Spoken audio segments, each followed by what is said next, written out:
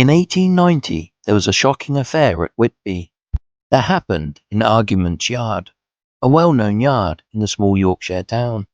In May 1890, a man named Robert Wildman, a bricklayer, met with his death under circumstances of a distressing character. On the previous day, he had travelled from Middlesbrough, where he had been residing with his wife and family, and he came to Whitby in search of work, with the bricklayers of Middlesbrough being out on strike. On arriving, he took lodgings with an old widow named Catherine Lofthouse, living in Argument's Yard with sons, of whose family witness seems to have had previous acquaintance. On Saturday afternoon he appeared to have been drinking, as he was seen heading in the direction of his lodgings. The landlady met her lodger at the door at the top of the wooden stairs, and seeing he was drunk she refused to let him in.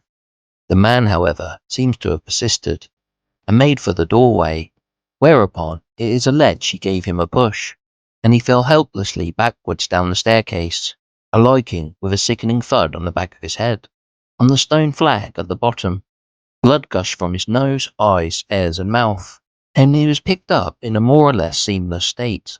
He was carried up the staircase, but the landlady, who it seems is over 70 years of age, fastened the door and refused to allow anyone to enter. A police officer arrived and the man was laid on the floor. Some efforts were made to restore him, but he never recovered consciousness and died in the course of a few hours. The deceased was about 50 years of age. After an inquest, the case could not be proven, and Mrs. Lofthouse continued living in the yard. But just 7 months later, there was an inquest into her death. It was held at the Black Horse Hotel. The deceased was a widow and lived in Argument's Yard with her 4 sons. On Tuesday afternoon she was out hawking and returned home about 4 o'clock and went to bed. In the morning she complained of a pain in her head, and asked her son Edward, who had inquired after her, to go out for a short time, which he did.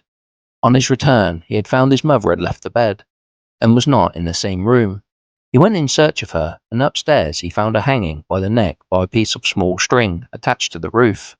She was at once cut down, but life was extinct. A verdict of committed suicide during temporary insanity was given. I wonder if she struggled to live with what she had done. Argument's Yard is still there, and is visited by tourists from all around the country.